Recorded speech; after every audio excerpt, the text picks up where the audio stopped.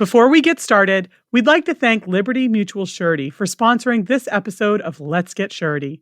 Liberty Mutual Surety provides all your bond needs, all in one place. For more information on Liberty Mutual's breadth of surety products and solutions, visit www.libertymutualsurety.com. Now on to our show.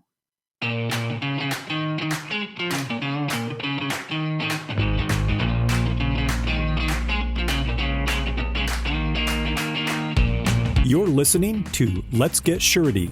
Let me hear your bonding talk with Kat Shamapande. Hey everyone, it's Kat Shamapande. Thanks so much for joining us for this episode of Let's Get Surety. Today we're going to be talking about e-signature and electronic bonding.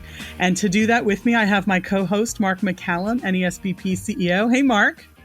Kat, it's always a pleasure. I'm really excited to be talking about these subjects. I know this is such an important subject, especially right now during the pandemic.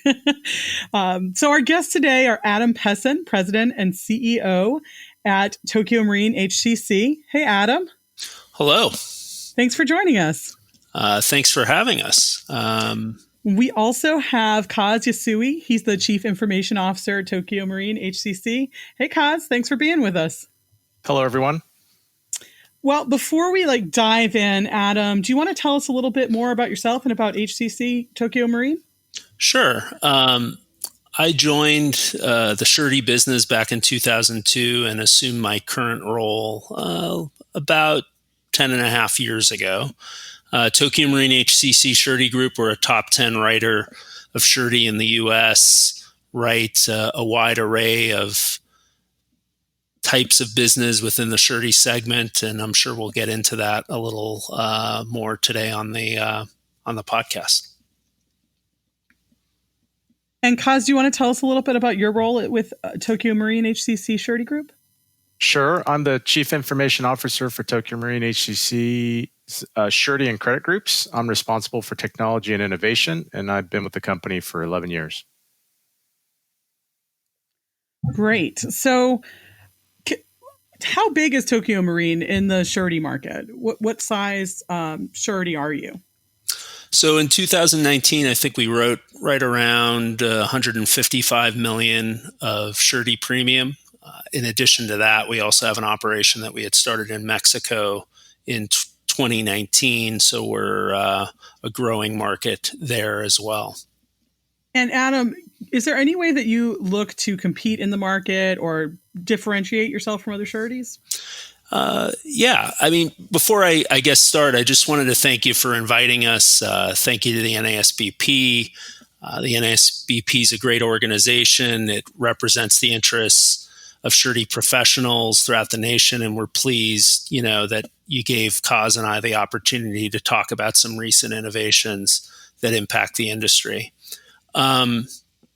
I think, in what is a crowded and competitive U.S. surety marketplace, it's hard to differentiate yourself. We try to do that by, offering a strong value proposition. And, that value proposition hopefully is attractive to our sort of target audience, and those would be agents and brokers around the U.S. How we do that, the vast majority of our competitors operate in two silos, either writing contract surety or commercial surety. At Tokyo Marine HCC, we segment the U.S. surety business into more sort of categories, and those would be contract surety, commercial license and permit, court, large commercial, and oil and gas.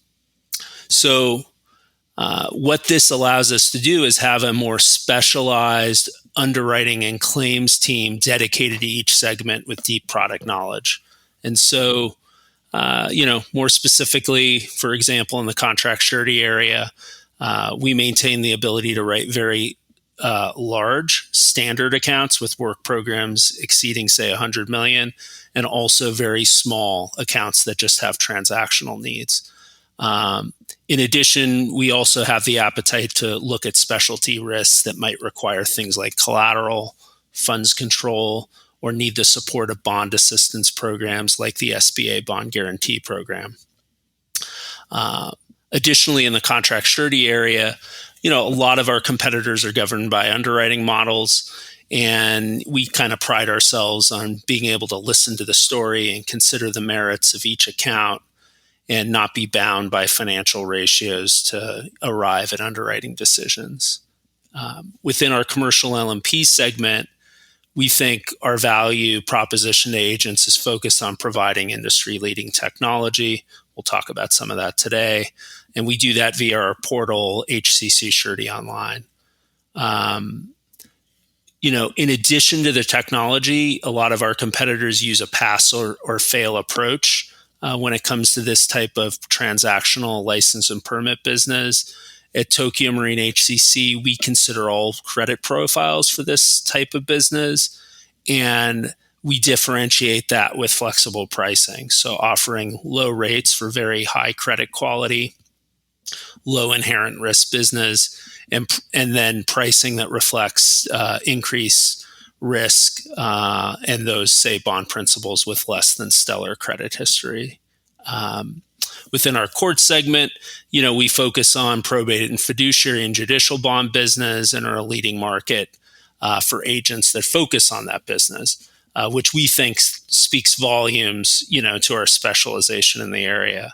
And so along with that and our large commercial and oil and gas group, once again, we maintain in-house expertise that is a little bit more focused and targeted on the specific risks and issues that are in those businesses. And so, ultimately, and I realize that was a lengthy answer, but I'm always eager to talk about Tokyo Marine HCC and how we bring value to agents. And we're proud, over our history. We were formed in 2004. Our inception to date combined ratio is 75%, and we've never had a calendar year result with a combined ratio above 83. So we think, we have a lot of pride in being able to offer a consistently stable and be a preferred carrier for so many of our agents and brokers. Well, Adam, you had mentioned that part of your value proposition is in HCC's investment in technology. I'm sure that occurred well before our current situation with the COVID pandemic. Can you maybe go into that in a little bit of a detail? And then I have a question for Kaz following that up. Yeah, we're always looking to innovate and figure out if there's a better way to do things, looking at business process and workflow. And certainly during these times with the impact of COVID-19 and remote workforces and the vast majority of people working remotely, at least as we speak today, you have to look at technology as a real tool and an asset and figure out a way to deliver, value to our agents, brokers, and other constituents. So, Kaz, were you considering the use of electronic signature technology even before the COVID crisis, or was that the catalyst for you to really start looking at it? No. We've been using e-signature technology for quite a while now. In fact, we had deployed our e-signature solution back in January of 2011. And so a little bit of history there. Oh, wow. Yeah, it's Right. been a while. Yeah. And so I can give you a little bit of history. So a signed application equals an indemnity agreement for us. And at the time, we had a large book of California contractors license bonds business. And basically, our indemnity agreements weren't being returned after we took payment because it required a wet signature. So a contractor would be emailed an application by the agent. And now this is after the transaction was completed. They would then download and print it, sign, and scan, and then send it back to us. And so, in short, it was a very cumbersome process for our customers. And to my knowledge, we were the first surety to solve this problem back then. So how did you determine what kind of technology you were comfortable with to achieve that? So we spent a lot of time talking to our internal counsel. We spoke to lawyers. We vetted the technology. We probably did our due diligence for a good 6 months before we actually started testing it internally for about 3 months. And then we got comfortable with the technology enough where we rolled it out in January of 2011. Well, that's great. And so the first use was really on license bonds, That's correct. and then you're expanding it from there? Yes. Yeah, we'll be. We can talk about that a little bit later. I think we're going to be talking about knowledge-based authentication. I'll share a little bit about how we use it in different parts of the business as well. Well, you just created some suspense. So Yeah. don't wait. Yeah, go ahead and tell us a little bit more about knowledge-based Okay, sure. So, technology. one of the challenges of using e-signature technology is the process of verifying the identity of the signer. So unlike a traditional signature where the person's signing a document in front of you, or maybe you get a handwriting expert to confirm the authenticity of a signed document, e-signing most often occurs when the signer is not present or providing an actual signature. So this leads to the following question: how do you know who the signer is? Now, the interesting challenge from a business standpoint is that when you design a system or a process, you don't want to make the signer validation step cumbersome for the consumer. So if you set the hurdle too high, we know that you end up turning away good business. But on the flip side, if the bar is too low, you start to experience fraud. And so this is why at our company, we think knowledge-based authentication is the right balance of having some checks in place, but at the same time, doesn't inconvenience the user experience. And so before the customer is allowed to sign a document, a few questions are asked to validate their identity. And that's essentially, in a nutshell, what KBA is. If the signer is who they say they are, they should know the answer to these questions, and it only takes a few seconds to quote-unquote pass the test. These are typical questions you'll encounter when you log into your bank's website, for example. And so we found that this is a good way to determine if the signer is who they claim to be. Now, related to KBA technology, we use DocuSign in-house. DocuSign has another service called ID verification, and that's where the customer uploads a picture of a valid form of identification, such as a driver's license or a national identity card, think passport. But we saw a couple problems with this. Taking a picture seems easy enough, but taking a good picture can be challenging for some of our customers. And also, we have enough experience to know that a driver's license can be easily obtained from a family member in certain cases of fraud. And so we think in sum, KBA is the right balance of an authentication process that enables us to feel confident about who's signing a document. So did that kind of a process then help you develop comfort around the idea of not necessarily requiring notarization on certain documents? Absolutely. Yeah, and that was really the main driver, especially with COVID and the pandemic and the impact that it was having on broader society, where physical face-to-face interaction became more challenging. In our case, having a notary show up to get a signature became an obstacle for us. We needed to solve that problem fairly quickly, and so we felt like knowledge-based authentication gave us that opportunity to just really bridge that gap between, just accepting who that person was and or having, a notary go to someone's to meet someone to get their signature. And so it really narrowed that gap, and we feel fairly confident that this is good technology. Oh, that's great. I know even certain states have been trying to implement remote notarization statutes, but even in those schemes, it's somewhat cumbersome. So it's really good to hear how you were able to build a comfort level about the identity of those who would sign the documents. I know that, you've been able to use that use technology to build comfort level on a variety of different documents, including the indemnity agreement. Adam, could you, kind of kind of define or delineate how you built comfort level within your company around having e-signatures on indemnity agreements? Sure. I think Kaz touched on a couple of the points. One thing I would say is when we were evaluating this back in 2011, I always make a joke. It was a startup company called DocuSign.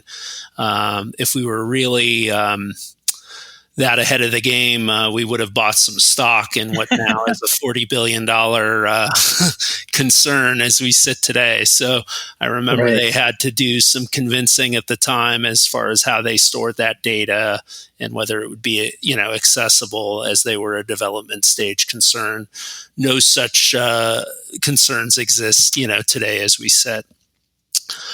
But it was something that we thought about for years. We just really didn't advance it.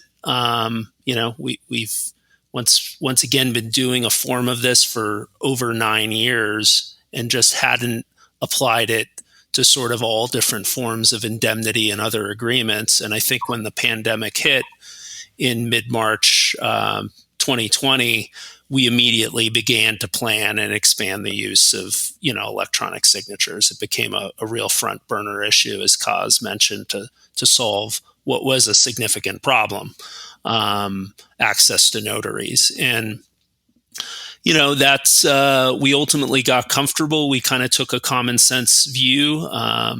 Certainly, notary is important in a lot of transactions, but when we looked at the risks, paramount, and with the advent of what they call knowledge-based authentication, it was something that we felt comfortable moving forward. Adam, did your legal team push back at all on making these kind of innovations? No, they were quite supportive. It was a collaborative effort between our underwriting claims and IT groups as to how to make this work, and thankfully we were able to move very quickly. So certainly electronic signatures and the ability to verify and authenticate who is signing is important.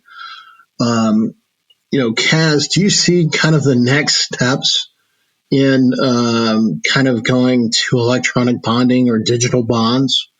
And what kind of systems might be out there available or that you're even considering? Yeah, that's an interesting question. We don't necessarily focus on one area, although we end up eventually delivering solutions for specific requests. But, what we are focused on boils down to what I think of as ease of doing business with us. So what does that mean? From a technology perspective, it means to develop transactional systems that are easy and intuitive to use by minimizing the number of pages a user has to navigate through, or, the number of buttons they have to click through. And where possible, we're going to autofill text so that customers don't have to key in data multiple times.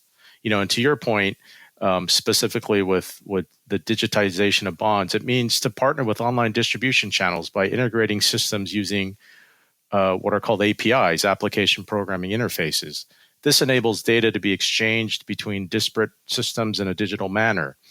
So that's one of our focuses. Right. It means deploying out leading cloud-based technologies such as, we use Salesforce and Box internally to enable our employees to work more efficiently and collaboratively. So ease of doing business is really a core tenet for us. But that doesn't apply only to our customers. It means trying to please the customer, whether they be external or internal. And because we know a good experience with Tokyo Marine HCC means a good reputation in the marketplace. And ultimately, that means more business for us. Right. So you see your customers as you said, internal, external, I'd imagine bond producers, and then ultimately the businesses that are being bonded, Absolutely. the principals. All part of that value chain. Obviously, authentication is very important. In terms of ease in somebody validating that a bond has been actually issued and authorized, have you taken any steps in that direction using technology? Sure. So we will e-file bonds where we can, so that we can make things easier and streamlined. I mean, that's one way we try and help out. Yeah. Right. Also, Mark, one way, and it's been present for a long time, where obligees can go on our website and validate a bond, in particular, that's associated with and issued by a Tokyo Marine Surety Group agent. And so that's another method. I think ultimately where the industry goes, perhaps there should be movement for what I'll call a clearinghouse, right? Where Right. obligees could go and validate the identity of every bond, potentially that they obtain, and there'd be a daily reporting right into this site where members, whether it's through the SFA or some other organization, NASBP, where they could then go and once again validate the integrity of the instrument that they're receiving. That would be really quite a leap forward, right? Rather than the phone calls and emails and other inquiries we get through disparate ways. Right. I mean, you hear about the potential of blockchain and maybe that being a component in moving further. Is HCC looking at that? Not in any specific way. We've talked about blockchain internally. That is an interesting concept, and in theory, it would be perfect for some sort of clearinghouse type of process that can be leveraged by the industry. Absolutely. Right. But I think that's more of a future, like, ideal state of the industry, and yeah, absolutely. Down the road. Yep. And it's too, it's too distant in the future for us to really, put our arms around it. And so we've thought about it, but we've not taken any action around it. So,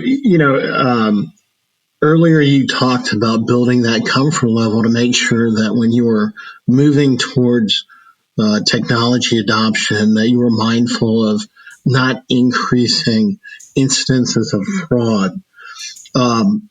Cass, do you feel pretty confident that what you've done thus far, there's no greater threat than what you would have on a piece of paper with a wet ink signature? Yeah, it's interesting. That was initially I was very concerned about fraud, but e-sign technology is law in both all the states and also federally, and so we knew that in the court of law we would have a good leg to stand on, and that's proven itself out. Our instances of fraud, I could probably count on one or two hands since 2011, and I've even been called to testify in court, and we've won. And so I feel very confident about how we've deployed e-signature technology at our company.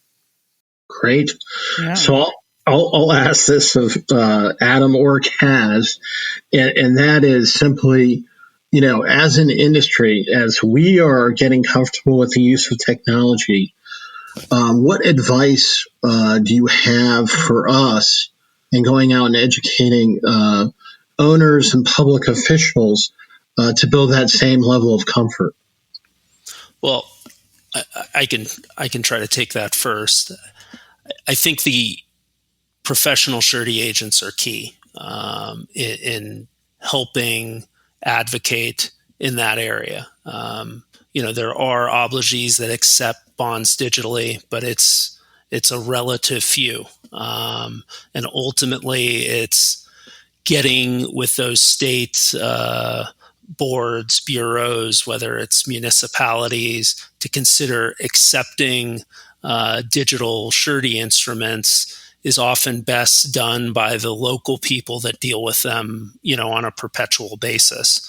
I know the SFA SFAA and NASBP, right? You spend a lot of time and money lobbying and advocating, but I'm sure, as you can attest, a lot of that local, what used to be face-to-face discussions really advance things and accelerate the process.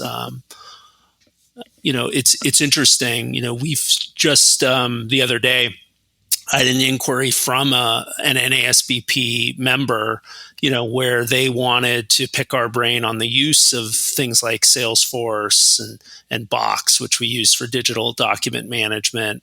And I think the issues are now front and center, with people having remote workforces. I think there is some momentum with public obligees, expanding the use and maybe willing now to consider electronic bonding over hard copy acceptance. And then the other thing I would add, and it's something that we've seen in the pandemic, and this is where NASBP members can definitely make an influence, is unfortunately we've heard instances on private bonds where general contractors or prime contractors are the obligees, and they're not accepting electronically executed bonds or digitally executed powers of attorney. So that's that. The last one is especially right in the wheelhouse of they're likely represented, these obligees, by NASBP members as their agents, right, when they need bonds as bond principals. So once again, using that and educating their own clients that electronic signatures are valid. It's law in all 50 states and across this country. So, just don't default to the old way of a wet signature type document. Well, it's recently we were contacted by a public owner, and actually their legal counsel, and they are desirous of kind of accepting bonds in electronic formats and electronic signatures, but they just didn't even know where to start. And I think we'll get a lot more of those questions as we go along and try to educate. And it's exciting to see what you guys are doing to kind of facilitate that movement towards electronic signatures, accepting it on bonds and indemnity agreements. So kudos to you. Are there, either Kaz or Adam, are there any developing trends that you see, moving forward, say in the next year or so, that we hit on today? Yeah, I mean, I think, once again, and Kaz touched on this, and I think you and Kat did as well, just the idea to have more tools available for a remote workforce, right? To have the ability to do stuff on your phone. Many sites, are not configured properly for use on your smartphone, things like that. Right. I think this is where we'll see some advancements. Things like portals that surety carriers use are often not optimized for phone use. At Tokyo Marine HCC, ours is, but a little commercial there. But, those sorts of things I think are ahead. I don't think of anything really groundbreaking at this point. I mean, we are in the insurance industry. The insurance industry is not known as a bleeding edge mover in terms of technology. Surety is 1% or so of the insurance marketplace, so it's not a huge surprise that we're not necessarily leading the charge as a subsegment of that industry. And I think that's in some ways caused by the fact that most sureties are part of multi-line carriers, and Right. you have to fight for IT resources, with other product areas and units, and there's only a finite amount of time.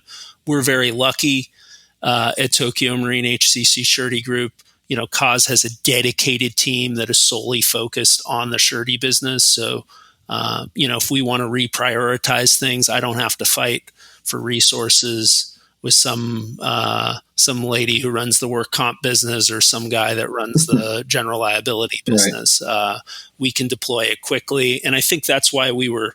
Of course, we already had the experience with DocuSign and electronic signatures, but we were able to deploy it fairly quickly once we made the effort in the summer of 2020 when we announced the rollout. I'm sure that's helped during the pandemic. I think we're in like year 2 of this now. Yeah, year 6. Yeah, it feels that way. It feels that way. Well, is there anything else that you would like to add, Kaz, in closing about the platform that Tokyo Marine is using or other technologies? I think automation is one key area that we constantly have our eye on and we think about deeply. Insurance is a pretty simple business, the money that comes in has to be more than the money you pay out through expenses and claims. And so when you look at the side of the equation where we're paying out money, expenses and claims, it's how do you automate things? And so to minimize expenses and really, Adam has empowered me over my 11 years here to do what I think is the right make the right decisions for the business, and that's really helped us, I think, drive efficiencies, and that's really been a competitive advantage, at least in my selfish view, because I'm IT and I want to keep having a job.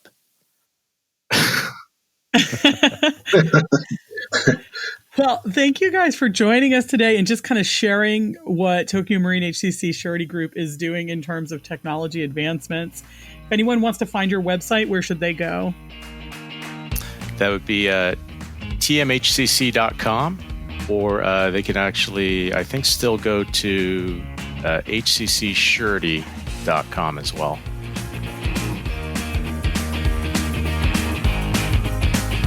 Well, great. Thanks for joining us, and we'll have to have you guys back again to talk about advancements as you continue to move forward. You've been listening to Let's Get Surety, brought to you by the National Association of Surety Bond Producers. For more information about the NASBP and its members, visit nasbp.org. Before we go, we just wanted to thank Liberty Mutual Surety again for their generous support of sponsoring this episode of Let's Get Surety. Liberty Mutual Surety provides all your bond needs all in one place. For more information on Liberty Mutual's breadth of surety products and solutions, visit www.libertymutualsurety.com.